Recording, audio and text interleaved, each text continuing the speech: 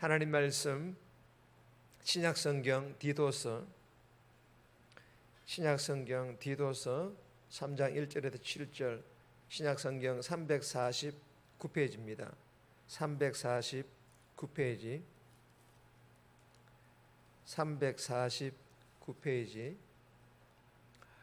디도서 3장 1절에서 7절까지인데 우리 합독은 1절에서 5절까지만 합독합니다. 디도서 3장 1절입니다. 너는 그들로 하여금 통치자들과 권세 잡은 자들에게 복종하며 순종하며 모든 선한 일을 행하기를 준비하게 하며 아무도 비방하지 말며 다투지 말며 관용하며 범사의 온유함을 모든 사람에게 나타낼 것을 기억하게 하라.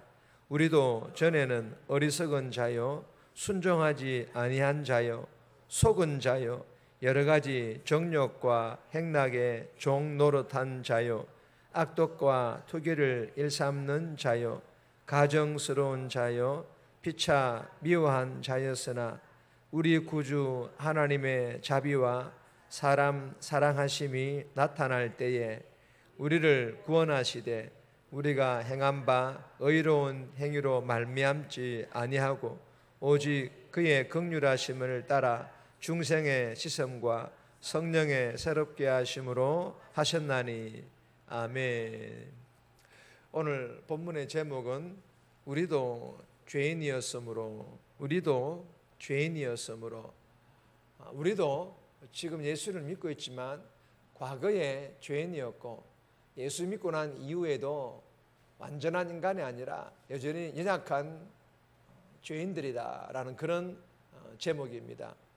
오늘 본문은 사도 바울이 그리스도인들에게 세상 정부, 이 땅에 있는 그 나라, 그 정부에 복종하고 그리고 그 세상 권세자들에게 온유해야 할 것을 가르치고 있습니다.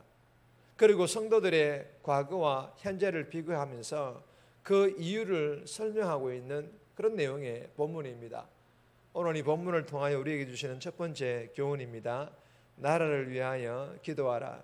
나라를 위하여 내가 섬기고 있는 내가 살고 있는 그 나라를 위하여 민족을 위하여 기도하라라는 그런 교훈입니다.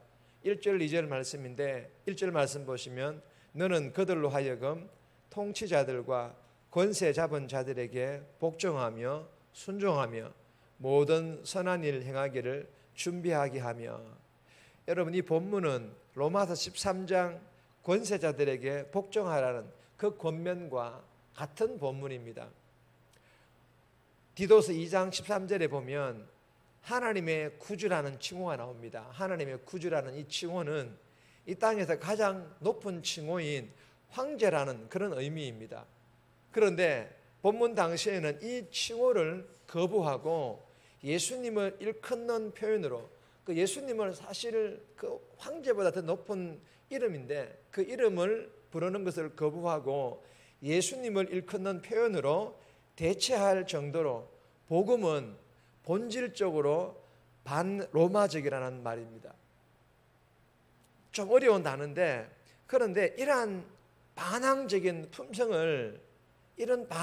품성을 잘못 사용한 사람들이 있었습니다.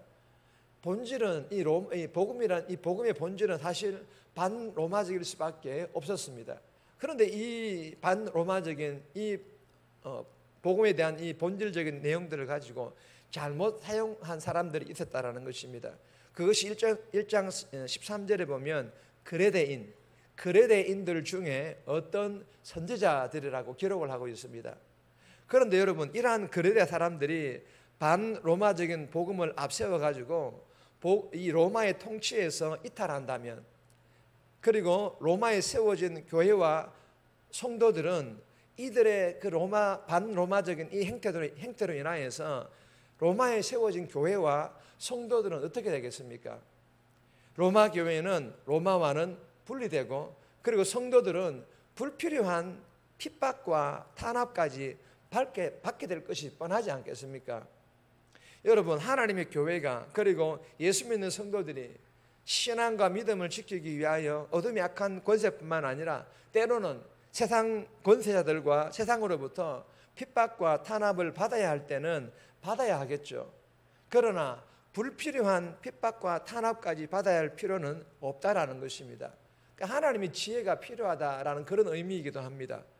즉 전체 국가가 똘똘 뭉쳐가지고 하나님의 정의를 부정하지 않는 한, 성경을 완전히 다 배제하고 교회를 완전히 다 폐지하는 이런 공산당과 같은 그런 나라가 아닌 한 그리스도인 성도는 그 국가의 법과 질서 안에서 선한 일을 도모해야 할 것을 우리에게 교훈해 주고 있는 것입니다. 그래서 2절에 보시면 비방하지 말라, 다투지 말라, 그리고 관용하라, 온유하라. 무슨 말씀입니까? 갈등과 차별이 난무하는 이 세상에서 성도는 그리스도의 사랑으로 관용하고 온유하며 겸손을 택하여 선을 향하라. 즉 복음의 선한 영향력을 흘러보내는 삶을 살아가라 라는 그런 교훈입니다. 사랑하는 여러분, 주신 교훈 마음판에 우리가 잘 새겨서 이 새벽에 기도할 때에 우리가 은혜 충만 받아 하나님, 내 나라 이 민족 가운데 다시 한 번 더 성령의 바람과 성령의 부흥이 불어가지고 다시 한 번 이 땅에 하나님의 나라로 회복되어지는 그런 은혜를 달라고 기도할 수 있기를 바랍니다.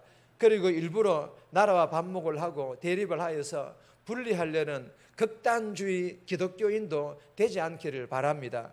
그리고 주신 교훈처럼 세상 사람들에게 예수님의 십자가 사랑으로 관용을 베풀며 온유함으로 복음의 선한 영향력을 흘러보내는 그런 성도다운 삶, 오늘 하루 저와 여러분들이 살아갈 수 있기를 주님의 이름으로 축복합니다.